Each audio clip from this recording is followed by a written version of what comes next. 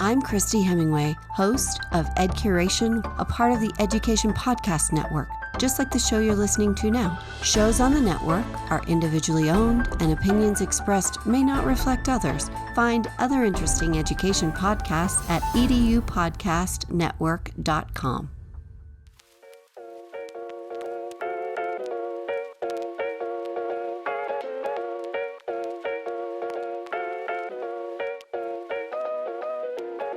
It's true. We did it again. We're here.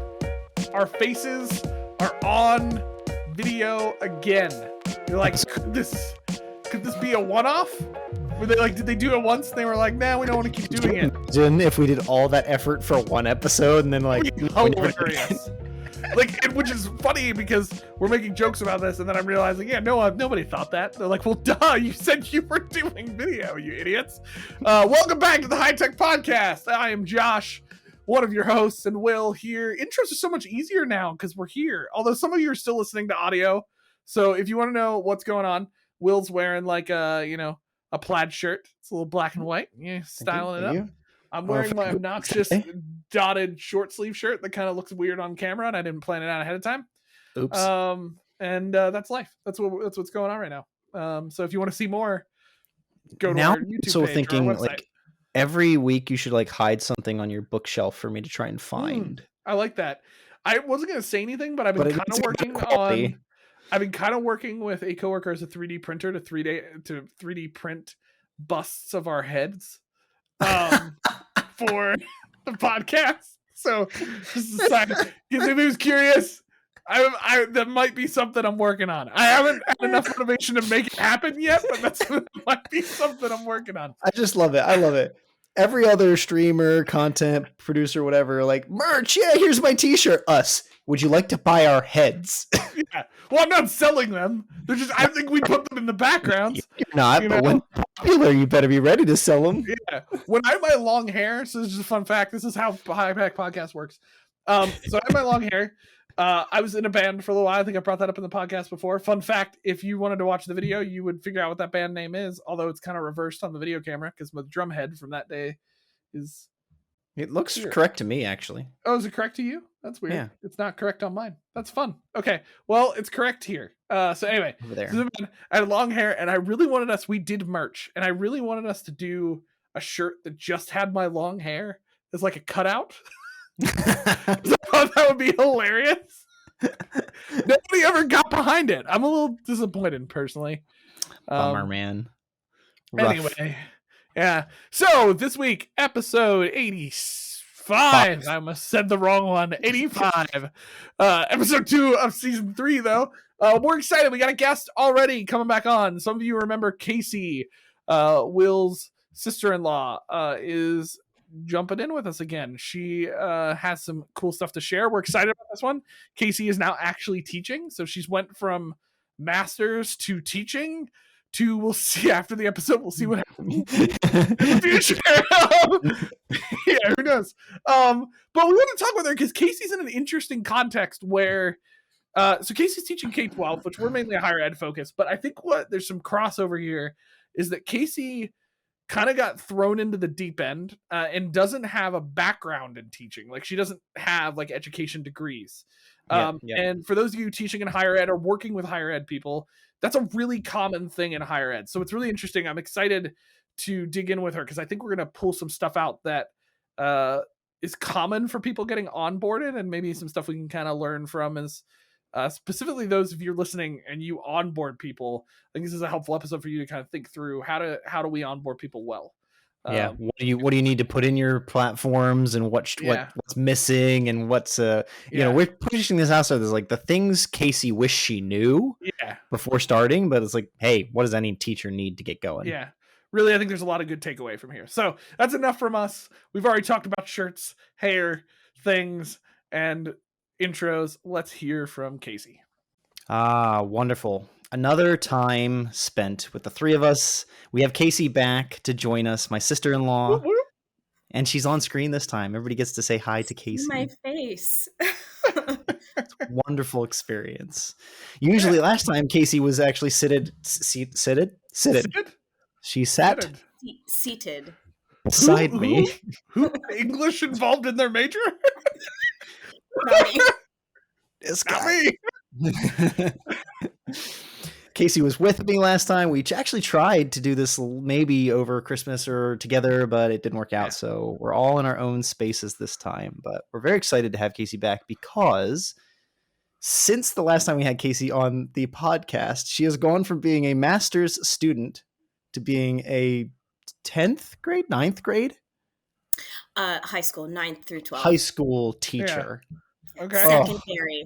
Secondary education teacher. Sorry, those of us that don't know the terminology. We're just like, high schools.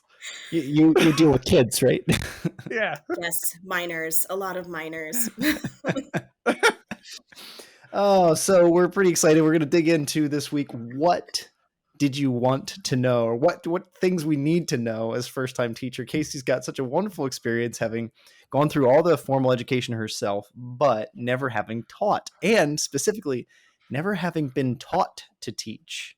Can you recall any class? Did you take? Is there even like how to teach theater or anything that you've ever taken? No. Yeah, my undergrad was a theater major, performance focus. So all of my classes, my major classes were like theater history, acting, directing, technical side of theater, like all of that stuff. I don't even know if any theater programs have like theater education classes. I don't know if that's a major. Yeah, it's just like, so any of your teachers are just theater people who ended up teaching. Yeah, it's just, if you become a theater person, like to make ends meet, you're probably going to end up teaching an acting class or like whatever at some point. And then my master's was in nonprofit leadership, which is all about running a nonprofit organization and it wasn't focused on very education. Logistical. Yeah, no education component to that. So no, I never took any formal education classes, anything related to teaching in college. Okay. So sort of regretting that now. Theater education is a major. So fun fact. Yeah, well, they have like wasn't at my school. It's just a quick Google search. A couple institutions have like a 4+1 focus theater, but also add on of like focusing on theater education. So fun fact. But that is, to your point, I think your experience is probably more common. This probably is it looks like it's a newer thing that's popping up here recently. So where people are actually trying to learn how to teach theater. Yeah, where they're trying to pair education with theater for those who want to go into teaching it. Now, I didn't set that well enough, but I'm kind of like leaked into it by accident. What are you teaching for the audience's sake? Oh, yeah. I'm teaching theater. Yes. So I am teaching theater at a small private high school. And so my theater class is for 9th through 12th graders. It is part of their normal class day. They do have to specifically sign up for the course. So it's an elective.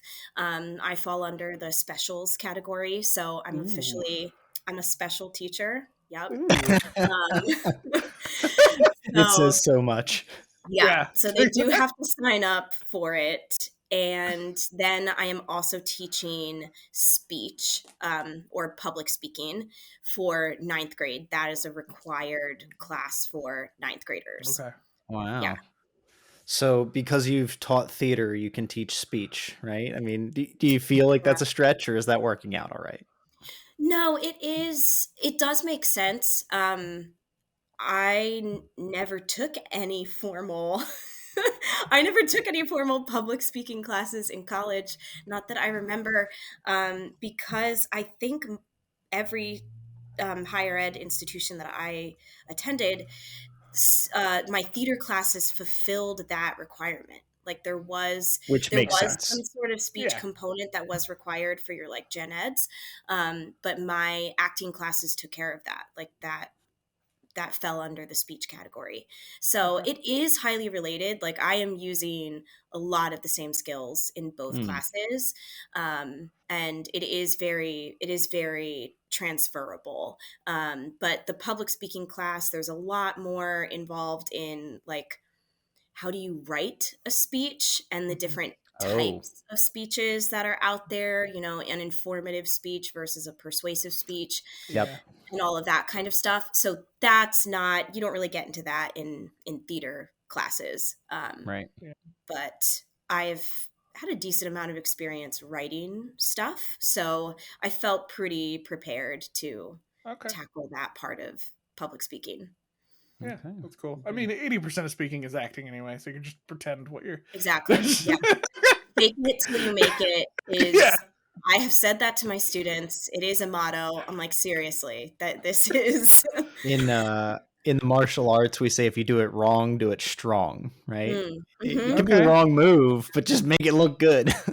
Yeah, it's all about making choices. That's something we talk about in theater a lot, and that is absolutely applicable in speech class too. Just you make a choice, you stick with it, you can always make another choice. Yeah.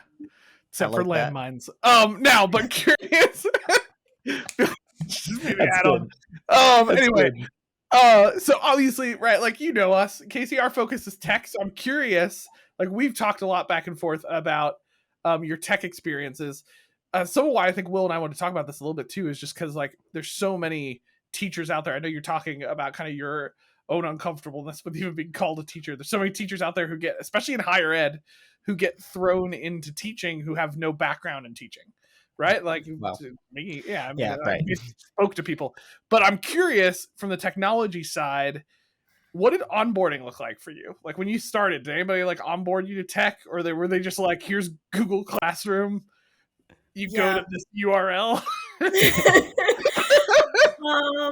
There wasn't a lot. So and my experience might be highly unique because I was hired very last minute. So I was hired the day that teacher in service began before the school year started. So literally a week before students were coming back to school is when I walked in the building as officially as a teacher. Oh, I'm sorry, a week? 1 week? 1 week before I had to start teaching classes, I was hired. So I came... It was hired 2 days after the course started. So that looks like you're... Yeah. So that maybe that is standard. I don't know if that's a standard experience for the only teachers. College course I taught when I was given 1 month before the course started. So it's not, I'm now thankful for that month, apparently. I thought I was up a creek. That sounds like a lot of time, a month.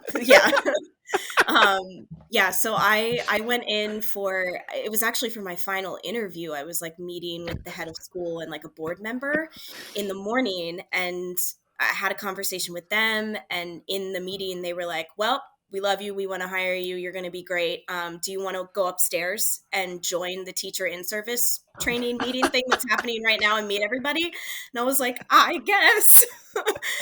Sure. So that's how I started teacher in service. And then I just came back every day that week and kept doing the teacher in service. So I know there was at least like one meeting during the teacher in service about Google Classroom. But I didn't have access to anything then. Because you didn't even have credentials. Yeah, I didn't have credentials. I didn't have an email address. I didn't have a laptop. So I couldn't like pull up anything in front of me in that meeting to like look at Google Classroom while one of the other instructors was like talking about different aspects of it. So I learned like a little bit of the basics about Google Classroom during that portion of in-service. But really, that was kind of it. After that, I just desperately tried to start figuring out what the heck I was doing and making lesson plans. And I think we were about like a week or so into the school year when I was given a laptop. For a little while, I was just using my own personal laptop. Because they had to... So you do have, but you're a part-time teacher and you have a school device. I have a school-issued laptop, but this school hired a bunch of new teachers this year, so they ran out of laptops and had to order more, and things were back-ordered. And somebody's running down to Best Buy like, get this girl a laptop! I know it was just kind of a hot mess for everybody for a little while at the beginning of the year. So I have my own school laptop now, and that there really wasn't any training with that. It was just like, set up a password and here's your laptop, and Don't here's drop our it. like, don't drop it. Here's like our technology policy or whatever. But that was kind of it. And then I just sort of asked a lot of questions of like, how do I get into the grading system and where I do I take go? attendance. So there was some information about that in like my faculty handbook, but I just kind of kept, like, every day I just kept going into the office of like the main admin person that handles that stuff and being like, hi, I'm gonna annoy you again, can I ask one more question? Here's today's question. So truly just figuring it out along the way. So Google Classroom I had never really used before, but now, I am using that every day. Okay.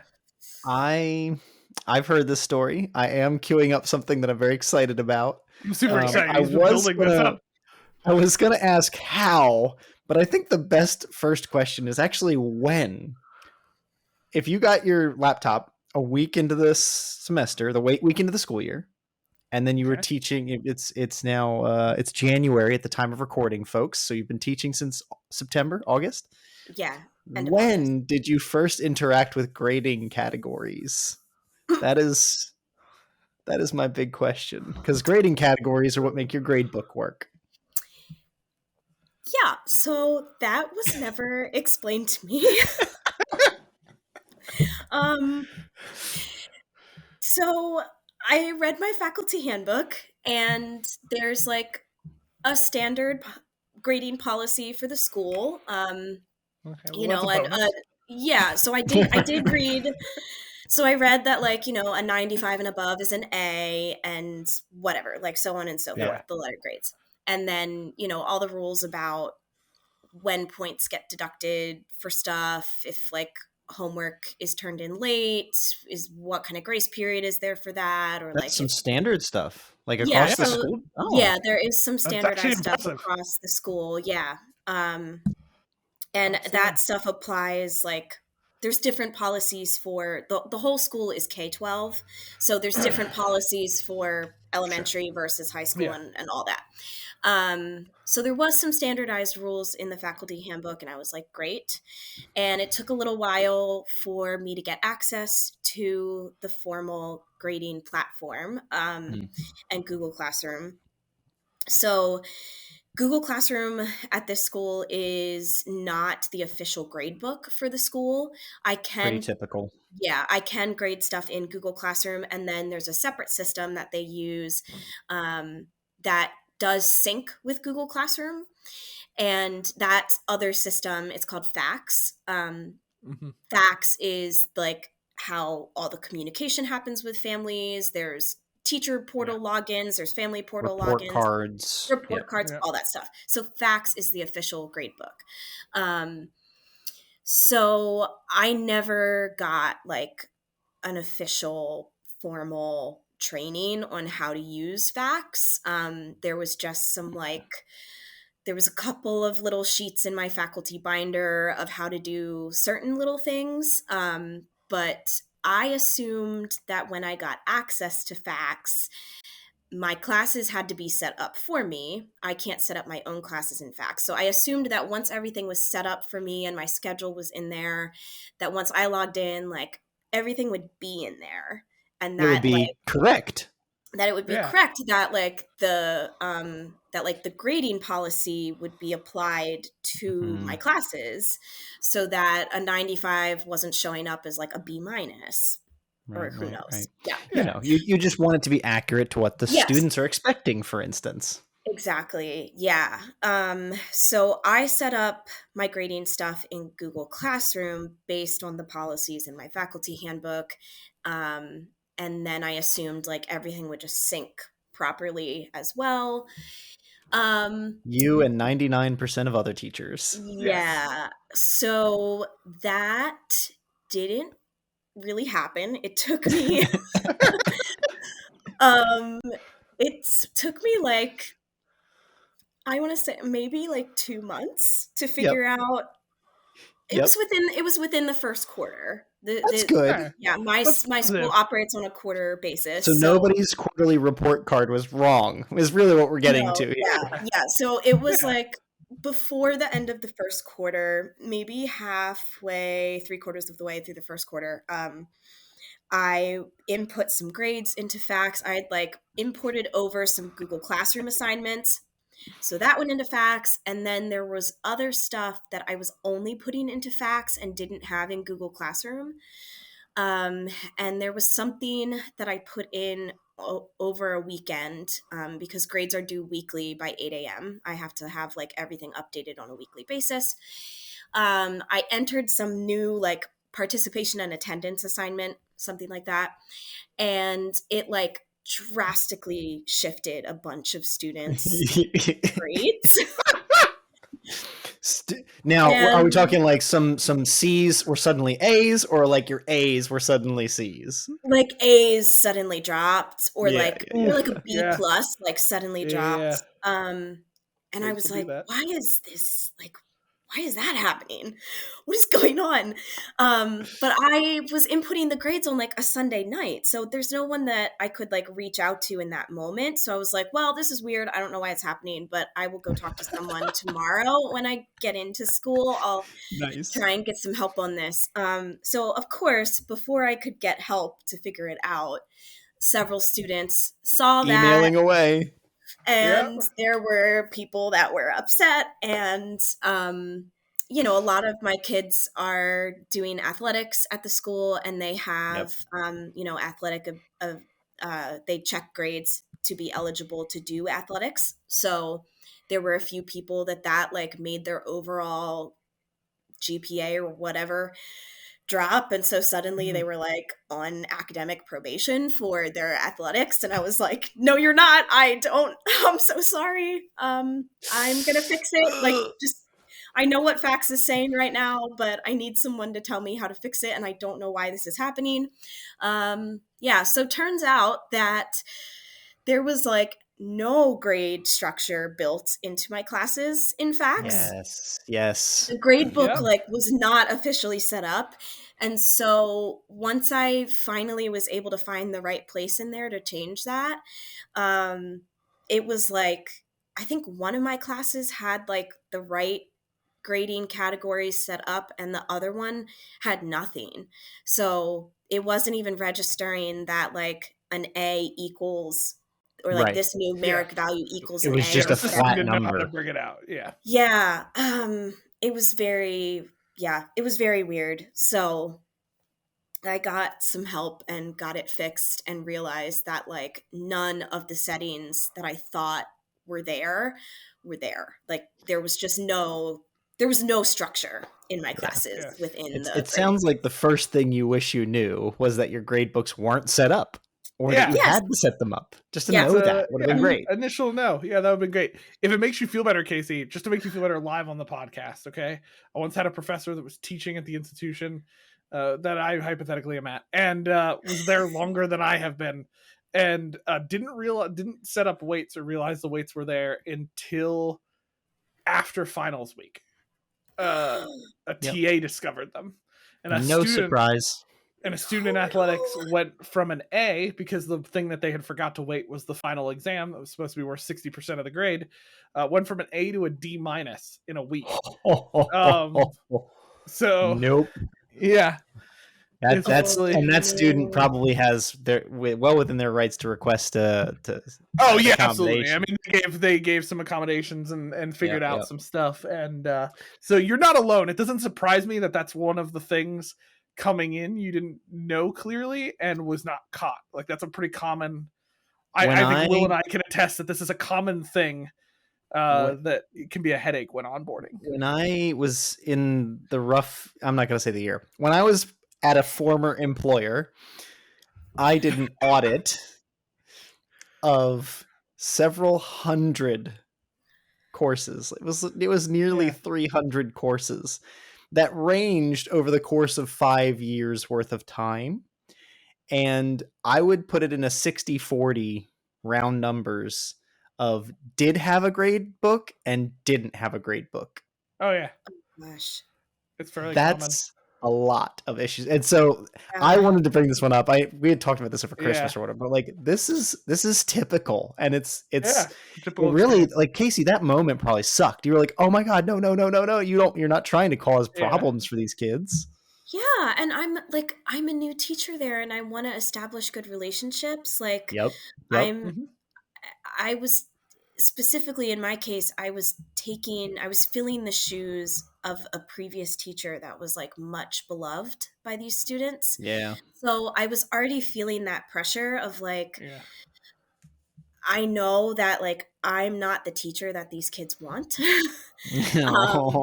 And so tough. I'm trying to like form good relationships and like not be the jerk, super strict new teacher. And yeah, it just was not a good look for that to happen within the first few weeks. Thankfully, I think most of the kids were fine, and the excuse of like, I'm new here and I know nothing is valid, and people have been kind and understanding. That's good. Yeah, because you weren't trying to do anything mean, right? No, it's just technical stuff. Yeah, and go ahead, Casey. Well, some of the systems I've realized that FACS, our official gradebook system, it's not the most like intuitive, user-friendly experience. And that's coming from a technology native. Like, I feel like I'm pretty good at getting into new systems and quickly figuring them out. And that system in particular was like, when another teacher showed me, where I had to click into to even access the gradebook and like all the settings within the gradebook, I was like, seriously? That's where this button was hiding? Okay. But Google Classroom is so much easier. Like, I was able to set up a gradebook in Google Classroom in like 2 minutes, and not in. And the irony to me of this, like breaking the fourth wall, I'm looking at FACT's website right now, and it's a Nelnet company. Nelnet was like, when was Nelnet made? Nelnet. I don't know. Company.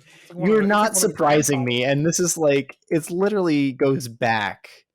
Oh, they're owned by Student Loan Servicing. That's what Nelnet is. Holy crap. Oh. Yeah. I was like, wait a minute. The same place that services my student loans from undergrad? Yeah. Exactly. So it's the government. That's why it's familiar. I've been giving them money.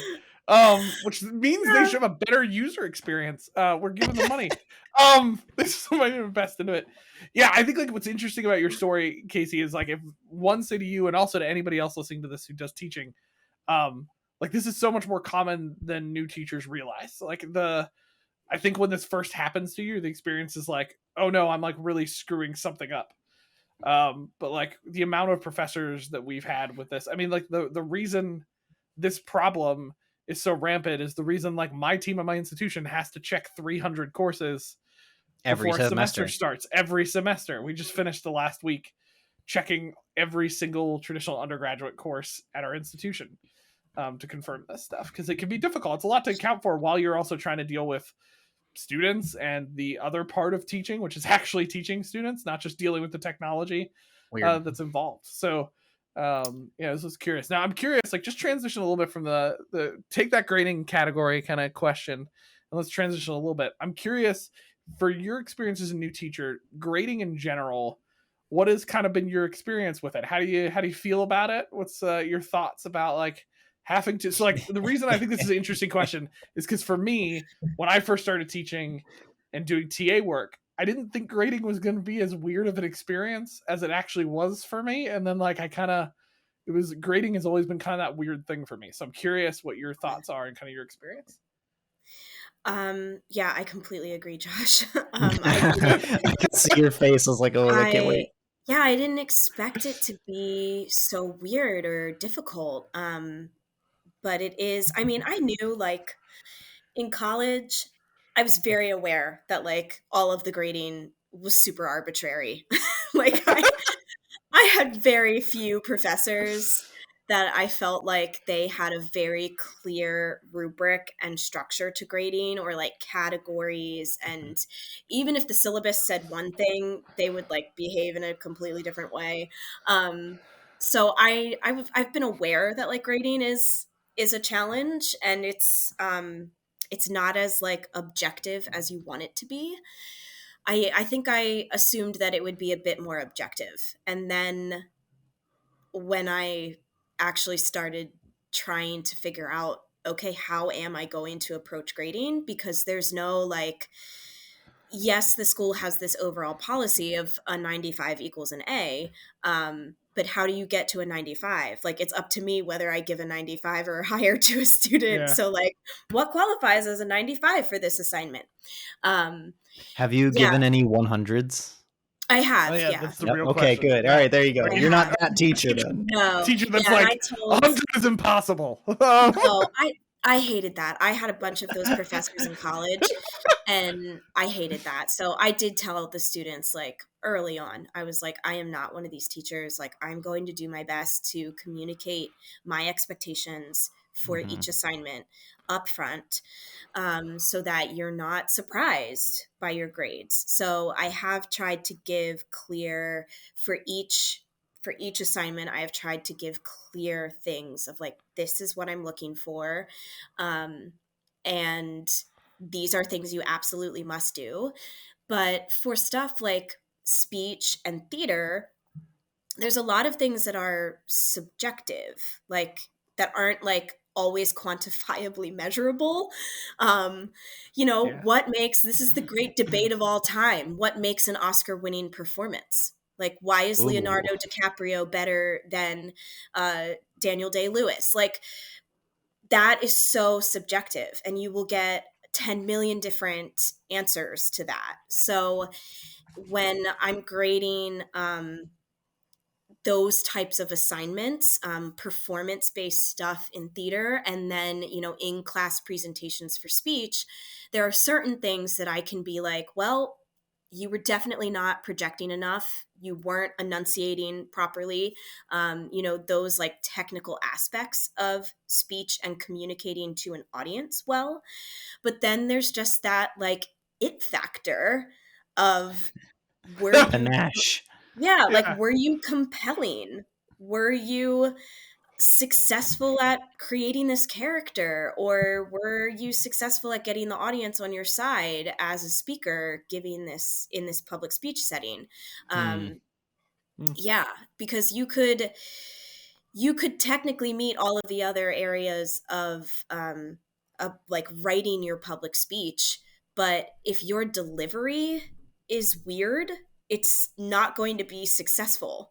You can write, even if you look at the greatest speeches of all time, the Gettysburg Address or Martin Luther King's I Have a Dream speech, if you deliver those in weird ways or uncompelling ways, the speech doesn't sound as great or as good.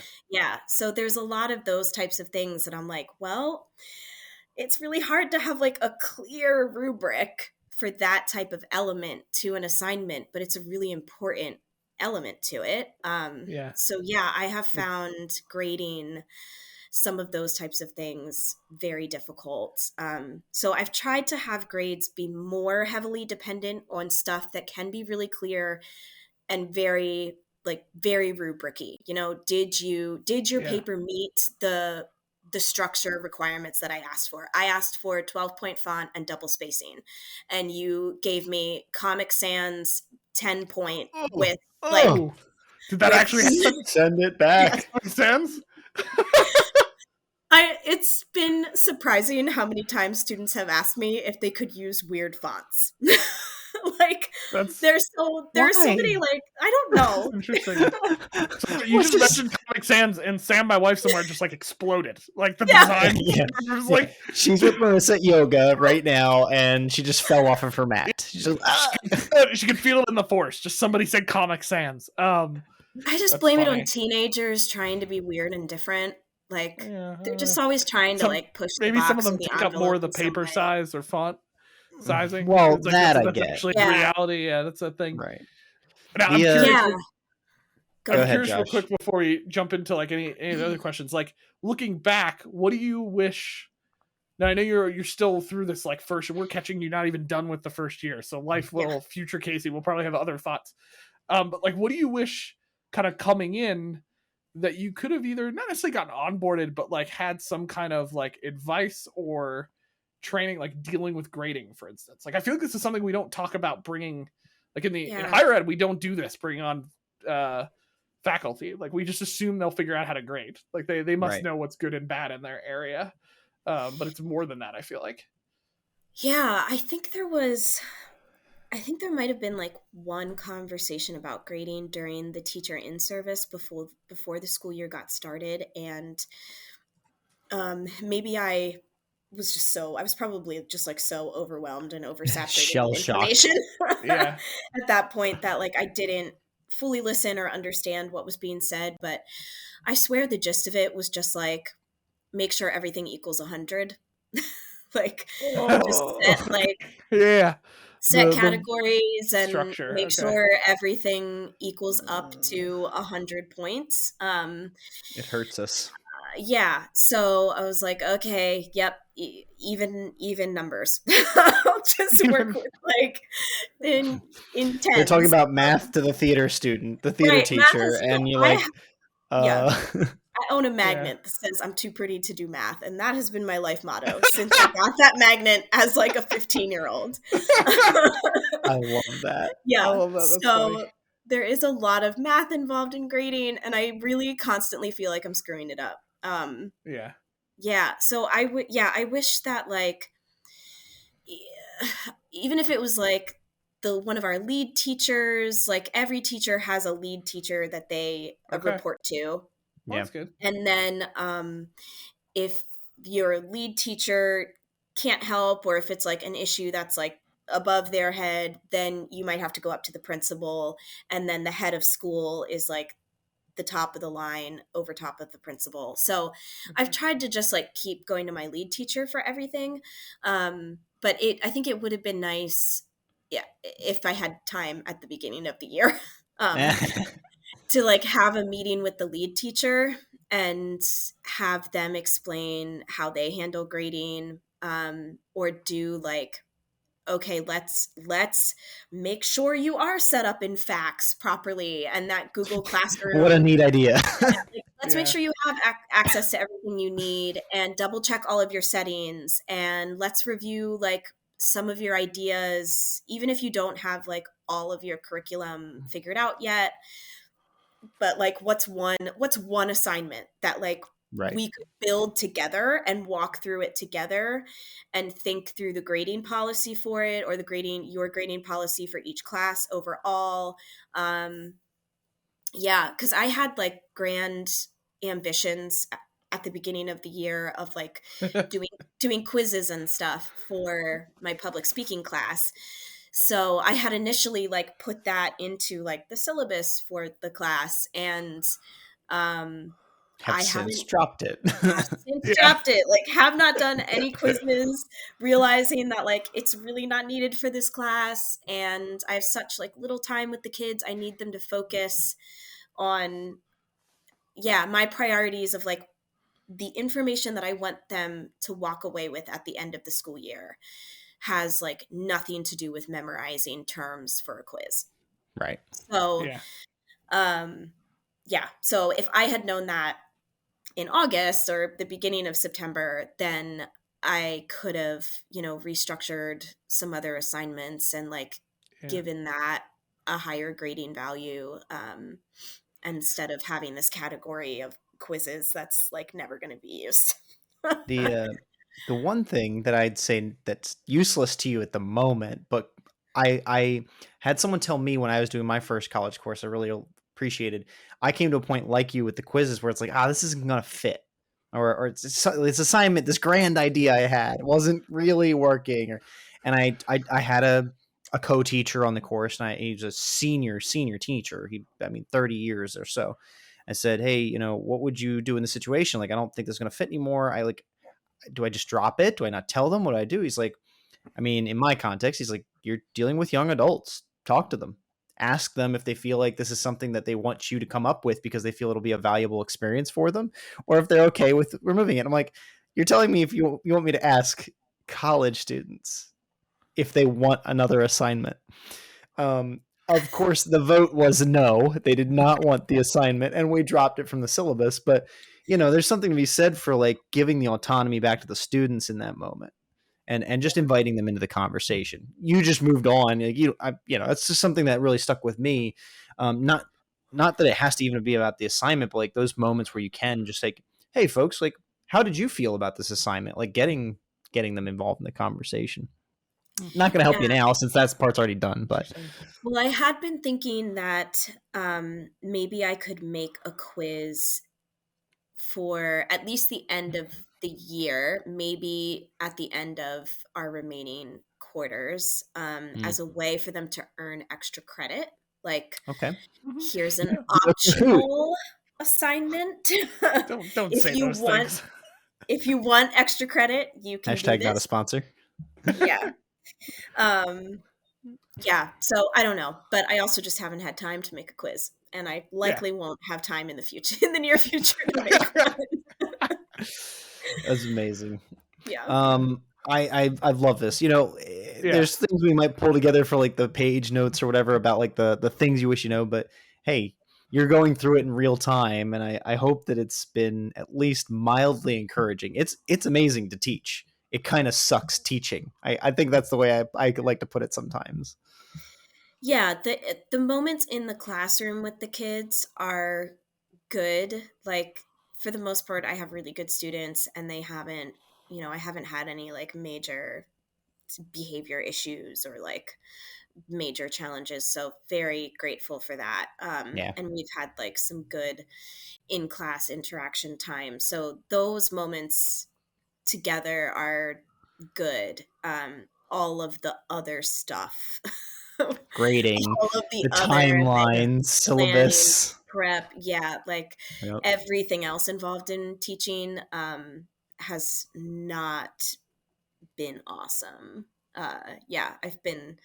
It's been a great learning experience, huge learning curve. I still feel like I don't really know what I'm doing. But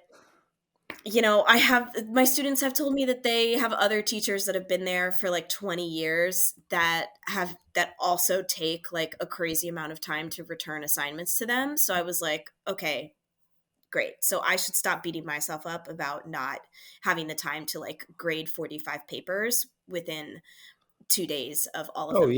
Oh yeah. Exactly. Yeah. 2 days.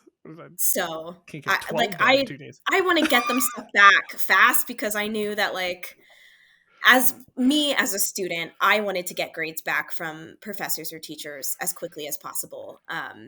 But now that I'm the one doing the grading and I don't have a TA helping me with the grading, it builds a lot of empathy, doesn't it? Yeah, it takes a long time particularly with writing assignments and stuff. So, so I'm trying to give myself a little more grace, but that's good. That's good. All right. Usually we like to roll these out with some sort of app. I asked you, we talked about it a little bit. What are you feeling? You thinking like Google Classroom's a way to kind of out this episode, this app conversation? Yeah, I have not gotten fancy in the classroom when it comes to technology yet. I make PowerPoints and I use an HDMI cable to connect my laptop to a big TV on the wall to show said PowerPoints. And I got some professors who think that was. Do you have a clicker? Do you have a clicker? No, I don't have a clicker. I use like YouTube video clips. I try and use like as much video content as possible because I personally hate staring at a screen with words on it for an entire class period. Right. Yeah. And then Google Classroom is where, I post all the assignments and all of the resources and work lives. So in general, are you finding that it's like you are in kind of the worst case scenario. You got thrown in, not a lot of tech time, not a lot of nobody beside you to help. Like, so you are figuring it out organically as you go. Where you are right now in January, you feeling comfortable? Like you can get your assignments in, you can get due dates up. It's not too bad. Yeah. I still feel like I'm behind planning wise all the time. Okay. Like I feel like I just haven't been able to catch up. I had grand ambitions of catching up like over the Christmas break, and then that didn't happen. I feel like you you've said moved so into your many parents' quotes place that every teacher has said on so many occasions. Like you are in good company, as in the rest of them. People, including myself, that I've heard say I had grand plans for how I was going to do this before the semester, and then didn't. So you're not alone. I taught an online course and said the same thing. I had these grand plans where I was going to revise the course, and I got 4 days before the course. And I was like, it works. Yeah, it's a bummer. I feel like I want to give my best to these students, and I don't want to be boring, and I want to be as engaging as possible, and I want them to remember as much useful information as possible. But it takes so much for someone like me that is not an education major.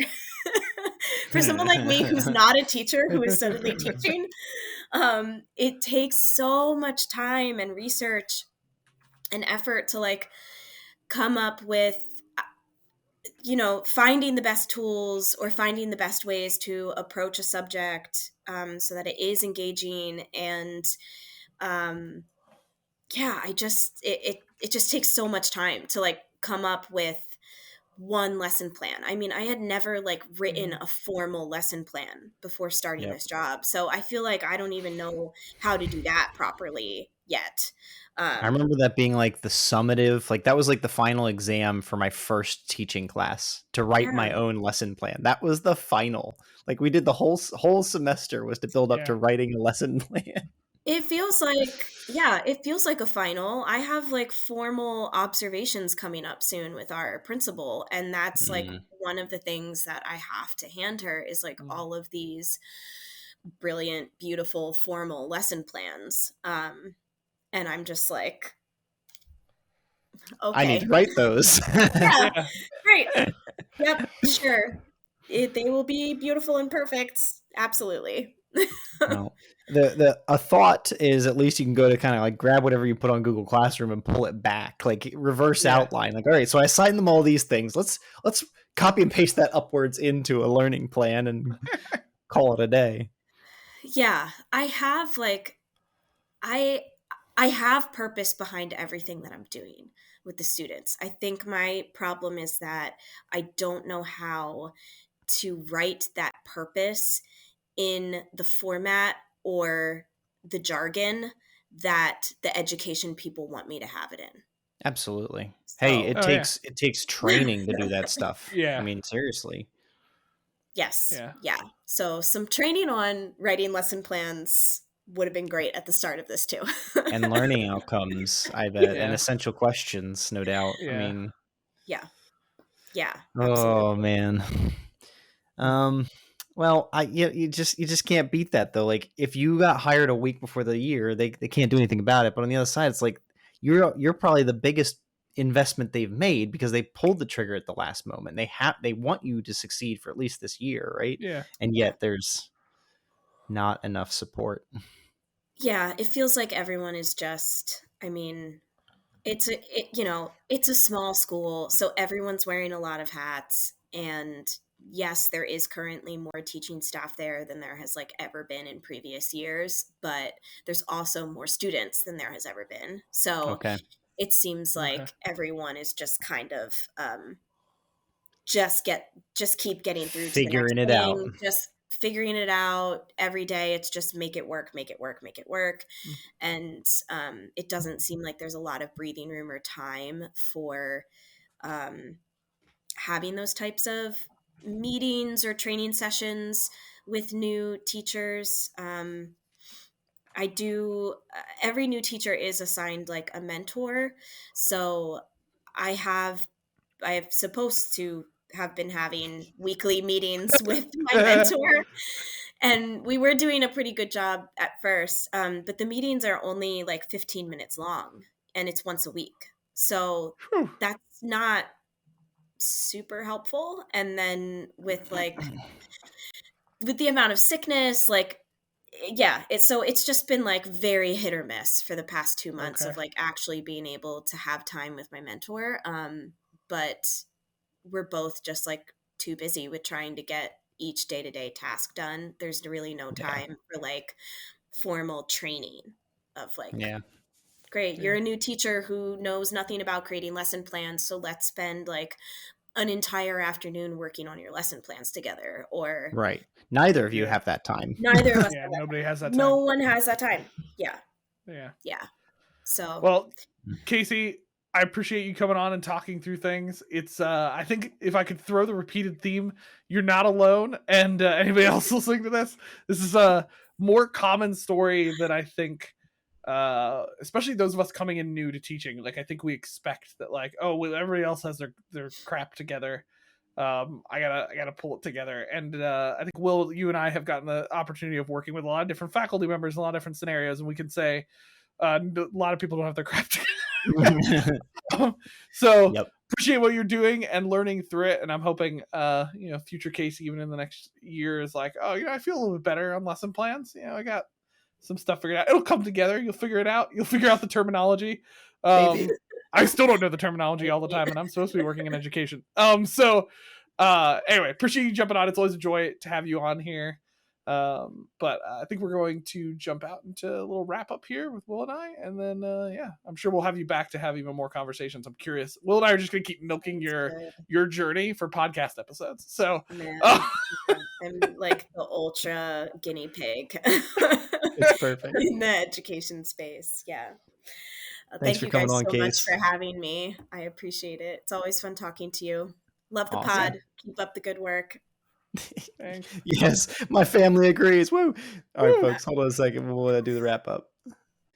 Thanks, sis. Thank you as always. She was above us. She has dematerialized. It's just the two of us now again. We always love having Casey on. Ironically, as much as the High Tech Podcast started around the dinner table with just me and Josh, it's also extended to Casey whenever we're hanging out. Like, yeah. She's become another person that we end up talking about work with because it just happens to tie into what Casey's dealing with right now. Exactly. And it's just too much fun. I mean, I couldn't even, I was around the Christmas fireplace with the family and I was getting some of these stories we heard tonight. And it's just like, Casey, we have to record this stuff. Yes. This is too good to miss.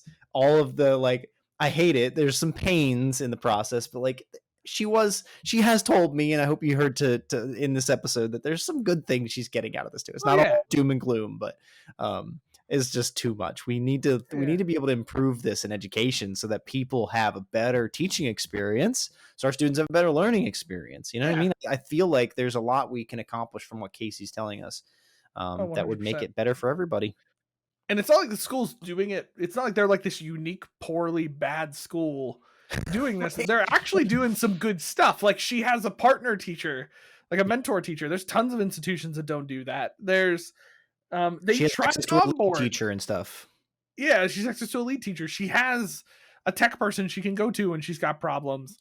They even attempted to do trainings. It's not like they weren't trying to onboard Casey. Now, there's a common thing that I think we should just work on, and I understand it's unavoidable. But I think, just to kind of summarize a couple takeaways I had and some thoughts I had, right? One, can we please stop onboarding and hiring people like days before school starts? Like, I understand there's difficulty for things, but if we're going to do that, figure out a plan that does not involve just throwing that person into the deep end. Like, I see this in our situation. I mean, you've seen this a ton too, Will, like where it's like, I've literally seen people hired after a course starts. Yep. Like, that's happened, and the students start without an instructor. Yes, and I understand sometimes it's unavoidable. People leave, things happen, right? Like, I get that, but like, I think in education we need to do better at planning. And if we like, even when emergencies come up, right? Yes. Like when emergencies come up, there's ways to kind of pull together a group and say, okay, how are we going to deal with this? And also make sure that whoever we bring in afterwards or last minute isn't going to be derailed immediately from the beginning. Now, it sounds like her school tried to do as much as they could in that situation. It wasn't all bad, but so that's my first takeaway. I don't know, that's my first thing I was just kind of thinking about. Well, anything that like stood out to you right away is just kind of listening to some stuff Casey was saying, beyond just that apparently assignment categories are a universal thing that people will screw up everywhere. I'm so biased. This is like the dog with a bone man thing. Like I can't drop this issue. This has been happening my entire career. Oh, yeah.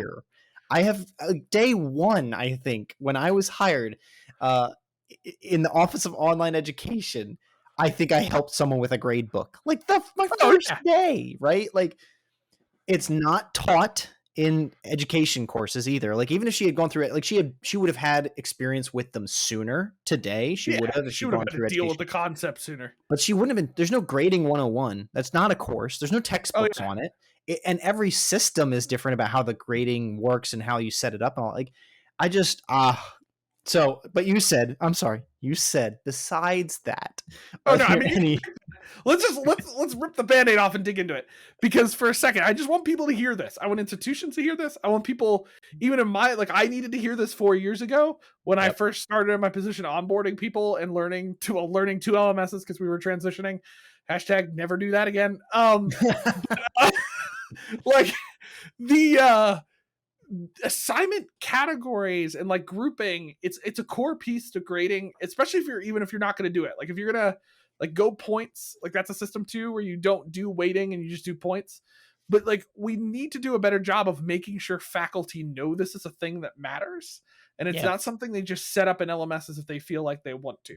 It used to be that way. That day has passed. We are now in the world where it's expected that students have some kind of LMS that they get grades from, and those things being wrong and at the same time screw students' grades.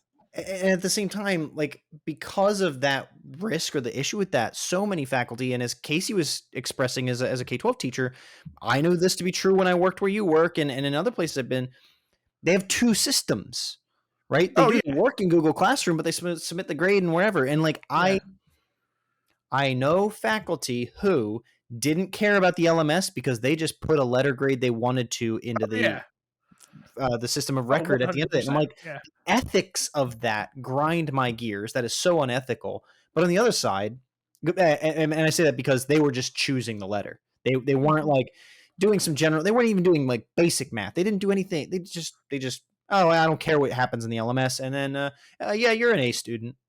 No, you're a B student. I mean, the prejudice involved in that kind of grading drives me up a wall. Yeah. But when you have these two systems, you have to have it right in both places. And it requires system knowledge and it requires mathematical knowledge. And no one's giving them either. It's upsetting. Yeah, I would say, like, if I've learned anything over the last 4 years of doing this and helping onboard faculty, and I'm not going to pretend like we did this right away. This was something we learned over time. Yeah. And part of it came from our institution finally setting minimum requirements for faculty in setting up LMS. That's a huge thing. And actually, I was super impressed that her school has like a standard grading scale and standard latent assignment policies and like points off policies. That sounds like everybody should have that, but apparently we don't all. And in higher ed, we definitely don't. And so we finally set that stuff. But one of the things I wish I could push to more people, and the idea didn't start with our group or the team that I work with, is just create a basic tech checklist for your faculty or your teachers that tells them what they do have to do. Like make it clear that like, no matter what type of course you're teaching, no matter what you're doing, if you're going to use the LMS, you're going to use whatever thing they were using.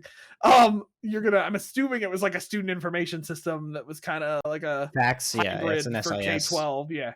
So, whatever that may be, set a minimum checklist. Like, so for one area that we evolved into that, we didn't do that in the beginning. And we would have the same situation where faculty would think, oh, I don't have to do this. Someone over in that digital learning office will do it for me.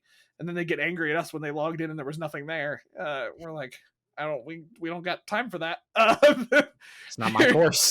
Did you give us your syllabus? How did you think we were going to know what ends up there? So anyway, sent those checklists. So we eventually set a checklist, and that's sent to all new faculty when they get on board. At our office sends them a welcome email, and it provides that checklist, and that's kind of the place we point them. And it also points to the resources they need to know.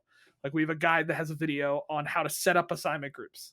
That's what Canvas calls them. And so, which is our LMS. We didn't just pick that terminology because we like Canvas. Like we use Brightspace, but we pick Canvas terminology. So do something like that. Like if you want to cut that off right away in the beginning, do something like that. Like in Casey's situation, that could have been helpful. If Casey had been given an intentional checklist with some kind of welcome email to the technology she needs to know, she could have went back and referenced that when she needed to do it, right? Like when she needed to get to setting things up, that would have been something that could have flagged for her early on, and be consistent about how you're going to do it. Because it also sounds like in Casey's situation, there wasn't consistency. One course was set up, but then another one wasn't. So I don't know what that category break was for them that one, or somebody somewhere was like, oops, I guess I just assumed theater doesn't grade. Savage. Anyway, that's my take. Like, take away from that, like, create resources, make checklists, make things that are clear for people when they're coming on. In any onboarding situation, that's what you need to start doing. It's not just enough to vomit information at them. They need to have resources that they can go to that step by step can kind of tell them what they are expected to do and point them to where they need to find the information. I had a checklist to get my job. Did I complete my W-4? Did I put my, tax alignments in? Did I pick my benefits? Right? Like, there's a checklist just to get my job. So why isn't there a checklist to become a teacher? Like, hello, it's easy. Yeah. Sometimes I feel like it's like we don't want to tread on teacher spaces, but I think more and more we work with teachers, they would be welcoming of those things in a lot of cases. And the ones who aren't can suck it up and deal with it. Like there are a lot of the other ones who are, feel like they're being thrown in an ocean of not knowing what to do. Right. And because we're not making it clear for them, because we don't want to step on those areas or assume something about how they're going to do something. But that raises the point, and this is like my, I guess, closing argument, my hope for like Casey and for folks like Casey, like the things you wish you knew. I believe technology, learning management systems specifically as a starting point, should be something that helps the teacher reduce their burden to teach, right? Yeah. Like if it's all set up correctly, if they go through the right checklist of getting the systems in place, that should get several different burdens like time frames, grades themselves, like the averages and stuff, communication. Like it should reduce the burden to do those things so that someone like Casey, who wants to see lives transformed, who wants to teach students how to act, who wants to help students know how to speak and to find their voice, beautiful things, right? The thing that drives any of us to want to teach, we should be able to get that burdensome stuff out of the way. Do that as easily, as quickly, with as much support as we can, so that the teacher can focus on teaching. That's one of the things that I kind of miss being in corporate, that I loved about what I did in higher education. I was almost always there to help someone reduce that burden and really lift them up, give them the chance to spend more time teaching. Mm-hmm. And I love that. But man, you can hear it with some of the stuff Casey's dealing with. She's losing time in her part-time teaching job to all this burdensome stuff, to this administrative stuff that it's not even teaching. And you know what? I hate to say it, but it's probably the stuff that'll burn her out before she even makes it to year 2. Sorry, Case, I hope that's not the case. I don't know, whatever's good for you in your life, but like that's the stuff that kills the first year teacher. Yeah. Oh, absolutely. Yeah. And it's difficult. It's like the LMS should serve that purpose. And in the front end, it's going to be more work sometimes. Like that's because you're setting up stuff that will save you time later. That's why I try to explain to people, because they're like, yeah, okay, it should save me time, but then I have to do all this stuff that I didn't do normally. It's like, no, you do that stuff. You just do it during your teaching differently. Like this is just you front loading some things. So like but you're right. Like that's part of it. I think a couple other just like quick kind of takeaways from it. And then my kind of final thought of like, if I could summarize Casey's experience beyond that, we wanted to try to come up with a drinking game. Is one thing really stuck out to me. Casey mentioned something that was quick that we might have missed. Is that she said they tried to bring her into like a training. And she couldn't be there in person. Like she missed it. I think was the context. Like, and then she mentioned something else about being in another training it didn't seem tech oriented, but was about our grading questions. Right. Where she kind of just felt overwhelmed. Like if I could just push institutions, people who are training, people who are onboarding, yes, face-to-face trainings have their place and should still continue. Okay? Because there's some pieces of it. You can do things there in those sessions. But start creating asynchronous resources for things that they need to learn and need to come back to. Like, here's an example. I don't think any institution anymore should be having like a big intro training at the start of the semester or term that teaches them everything they need to know about the LMS, whether the faculty think that's what they want or not, because they don't remember anything. Half of them can't be there. You can record that, but nobody wants to watch a 2-hour training. Come on. Don't give me this crap that you watched my whole training video. I've seen the analytics. Like nobody wants to do that. And also at the same time, I did this video and I can't figure it out. And nobody gets onboarded at the same time anymore.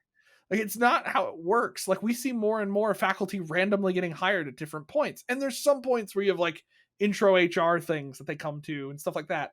But when it comes to LMS stuff, that stuff doesn't just happen in an hour or 2 hours.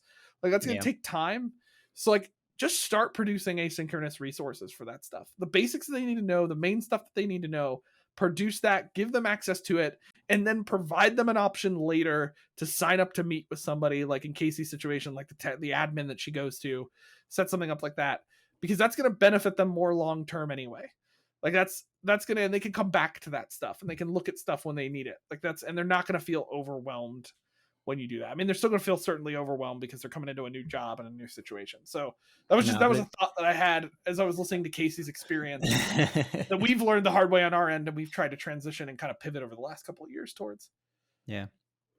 Yep. But, all right. Yeah.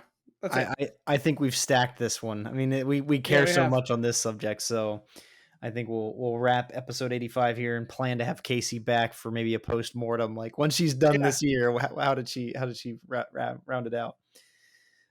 Next time, folks, episode 86, we are going to be opening an episode that we have lovingly titled The Plagiarism Pandemic. Can't wait to open that one up with you. Episode 86 is going to be a conversation about ChatGPT and everything that's happening in this world right now as we respond to ChatGPT and its name. Goodness gracious. It's a mouthful. And then we're going to open up an app conversation called Digo, a social bookmarking tool. Not Dingo. Not Dingo. As always, find us on Twitter and now YouTube at High Tech Podcast. Email us inbox at hightechpod.us or .us. Us. And go to our website, hightechpod.us, to get all of our episodes, all of our links, all of our social, even pictures of us.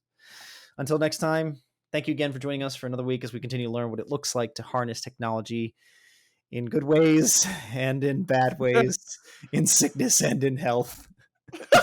Until next time. See ya. See ya.